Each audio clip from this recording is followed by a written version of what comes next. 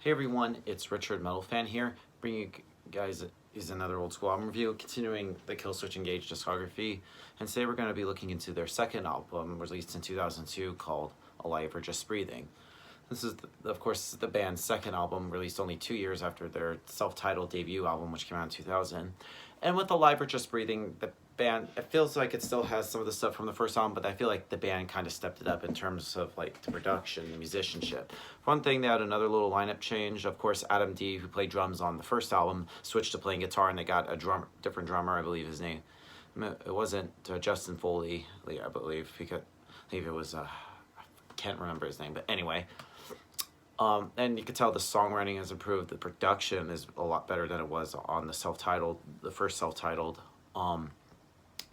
And just like better songwriting on here. So yeah, without further ado, let's dive into this album track by track. Then the first taste you get of this album is starting it off is the song Numbered Days. And in my eyes, it's pretty much the strongest and one of the heaviest tracks on the album.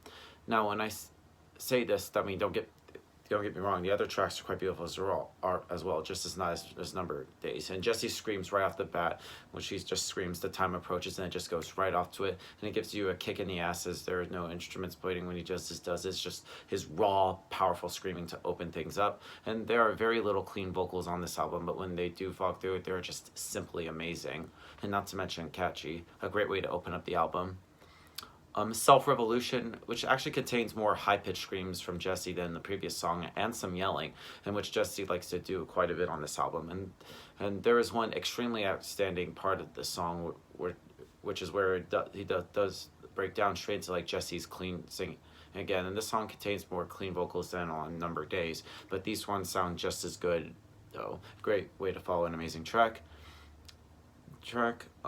Fixation on the Darkest, which is, in my opinion, another highlight from the album, and this is one of my favorites by far. And this song has a very heavy feel to it, more so than Self-Revolution, and has quite a bit less clean vocals and focuses on the instruments as much as vocals. And the chorus is very good.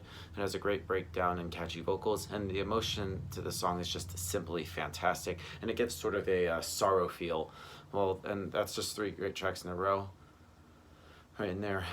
Then we go into My Last Serenade, which in my opinion is one of Killswitch Engage's best songs. Well, it is one of Killswitch Engage's best songs. What am I talking about? And it's a great relief to know that this makes it 4 great songs in a row. And this song has like an extremely depressed feel to it, especially in the chorus. And this is one of the singles from this album, which is quite smartly picked, and it gives like a good feel for Killswitch Engage. Life to Lifeless, which saunters along, and this is one of the singles from the album as well, which wasn't as smart as any other singles, as this is not one of the highlight tracks from the album for me.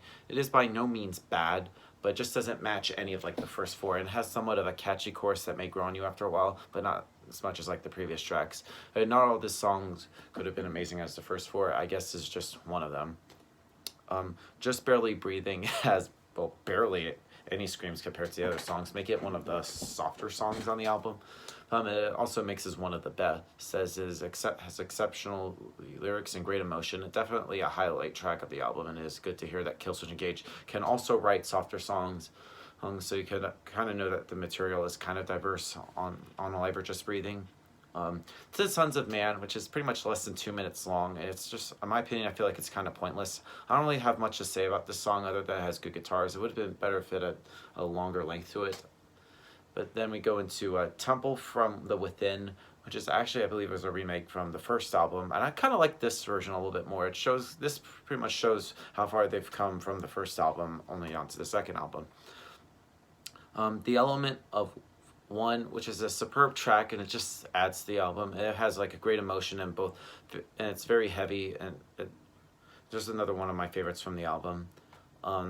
Vide Infra, which is actually, I really love the low pitched screams on here, and it just sounds very heavy and aggressive. In my opinion, I feel like this is pretty much the most angriest song on the album. Without a Name, which is just it's kind of similar to The Son of Man. It's just another intro with just instrumental. Was over there, which is alright. Then we go into Rise Inside, which is pretty much a great closing track to if you get just the standard edition, with amazing lyrics, and it's a great way to wrap up the album as it holds pretty much everything that Killswitch Engage has to offer. Now, of course, right here I have the deluxe edition that they put out in 2005. So we'll just dive into the second disc with some bonus tracks, and of course it would be In the Unblind, which is actually I think some like demos I believe they did In the Unblind, When the Balance is Broken, and which I believe Untitled and Unloved, which I'll talk about In the Unblind, which is I kind of like this original version better, which I don't know why they didn't put it on here. I mean, it just sounds a lot heavier, and the drumming just sounds a lot more profound. When the Balance is Broken, another good song. I really dig this a lot. And Untitled and Unloved, which, I mean, I'm not like too big into that. That's just me. And of course, there's some demo versions of the songs. Numbered Days, Transfiguration, which was originally what was Fixation on the Darkness was going to be called, and Just Barely Breathing. Which, I mean, these demos kind of just sound very just raw, underproduced, but which is pretty much expected from demos. I kind of like that raw feeling to it. And then we go into Fixation of the Darkness, and this has a version which has Howard Jones on vocals, who would later replace Jesse Leach after this album came out. And I kind of like this version. I mean, I feel like Howard Jones just took it and make it his own, which is really great. Right, and then we have the Alive or Just Breathing studio outtakes, which, I mean, there's nothing really much to say there. It's just like the band kind of like fucking around. That's just my take on that. Now, overall, Alive or Just Breathing by Killswitch Engage is pretty much a good step up from the first self-titled debut album. So if I were to give this album a score, I'm going to give this probably a 9.5 out of 10. It's a classic album in the metalcore genre, and I would highly recommend this album.